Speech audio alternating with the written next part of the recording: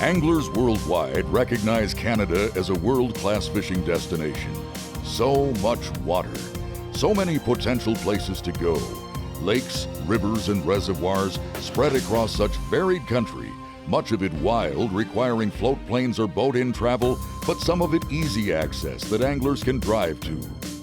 Indeed, Ontario alone has over 250,000 lakes and 62,000 miles of rivers.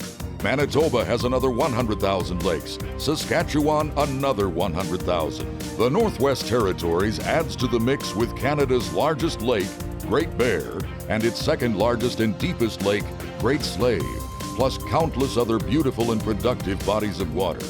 These provinces are the heartland of Canada, the heart and soul of the country, no less, and the center of the nation's angling universe. It is in these provinces that some of North America's most important sport fish species dominate. Lake trout live in pristine waters, including all 5 of the Great Lakes. The fish may be best known, though, in the deep, clear lakes of the Canadian Shield, an ancient bedrock formation that sweeps across Canada from Ontario to the Northwest Territories and beyond.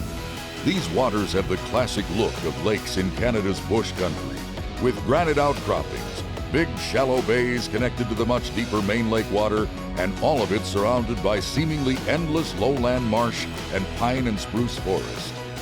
In many of the larger lakes, lake trout can live for 75 years and surpass 50 pounds. Populations like these are fragile, and catch and release with proper fish handling techniques is essential to sustaining good fishing.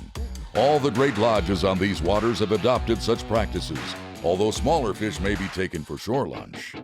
Lake trout are brutish battlers, staying down and pulling long and hard. In early season and later in August, when cooler near-surface waters prevail, they hold in shallower water. Anglers, including fly anglers, can cast for them. During mid-season, they inhabit deeper water. Trolling often predominates, although vertical jigging with large lures also is an option. You know, the key is to get on a world-class water, and then in terms of fine-tuning from there for location and as well as presentation for the species and the season that you're going to be there. And then from there, combine it with a fantastic lodge, knowledgeable guides, and you're setting yourself up for a great fishing adventure. Amazing fish, Rob. Thanks a lot. The northern pike is a fish of unsurpassed sporting qualities, inhabiting the shallower portions of the same waters occupied by lake trout, but also thriving in more fertile waters found in prairie regions. Pike grow past 40 inches, sometimes larger than 50, but it takes a long time, sometimes more than 25 years. So again, catch and release of bigger fish sustains good fishing. Shallow back bays are classic pike habitat during early season on most waters. During mid-season on shield lakes, pike move a bit deeper, holding in or near weed growth in the basins of large bays. In more fertile waters, pike drop even deeper and may inhabit open water or hold along shoals. When pike are shallow, sight fishing for them is exciting for fly casters and conventional anglers alike. What you'll want to do is cast past the fish and just off to the side so lures quarter past them to get their attention. Sometimes subtle lure presentations prevail, with slow-moving suspending options the only thing they'll bite. But pike are best known for aggressive attacks, exploding on lures, smashing them, ripping them, shaking them. Jaws go agape as they try to eat the angler's imitation. It's like playing with frenzied sharks. Nice. What a take, huh, Aaron? What a beautiful take that was, Beautiful too. girl. Nice, fat, healthy fish. They're well proportioned. 5 feet from the boat, Gosh, that's gorgeous. Follow Absolutely it. gorgeous. all the way up. Explosive action, like you said. They're very aggressive and vicious. Vicious. Vicious fish. All right, we'll get her back in. Walleyes may not be quite so flashy as lake trout or pike, but they're just as popular, especially as a fish for the table, and in larger sizes as a sport fish supreme.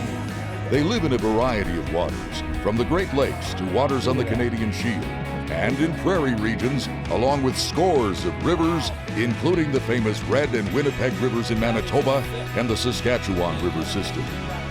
Where they hold depends on the body of water and the season. with anglers using fishing methods to match the conditions they face. Many fish are caught casting and trolling plugs. Bigger paddle tail swim baits also account for many big fish. Spoons are used at times, and lead head jigs dressed with a soft body like a curly-tailed grub are standard wherever walleyes swim. The system for big walleyes, they love bigger lures because those bigger lures, especially if there's a lot of flash involved with those bigger lures, but the key thing is that those bigger lures give off a bigger thump. So whether it's crankbaits or whether you're working with the swim bait thing, I think that's the key many times to big walleyes. There's lots of other things too, but it doesn't make any difference. It could be shallow, it could be medium depth like we're working today, or it could be open water fishing. The factors are, actually pretty much the same. It's just a matter of where the fish happen to be holding. Arctic grayling also demand angler attention. They're found in rivers flowing into larger bodies of water where they dine on small fish and insects. Anglers readily catch them on fly tackle or by casting small spinners or spoons with light spinning tackle. They are beautiful fish, with their high-flying dorsal fin compelling anglers to call them the sailfish of the north. I think we might be approaching the trophy mark, guys. That's over the mark of 19, so it's almost a 21-inch Arctic grayling in the river. Beautiful. The options are endless for memorable fishing. You can drive in, pulling your own boats, doing your own thing, camping or staying at lodges along the way. You can be flown into a solitary drop camp to fend for yourself with a comfortable cabin waiting and boat and motor at the dock. Or even fly into a spectacular lodge where the food and the lodging are 5 stars with fishing to match. We leave you to dream big dreams. Safe travels and good fishing. And may a shore lunch be waiting for you when you get there. Outstanding. It just doesn't get any better than this.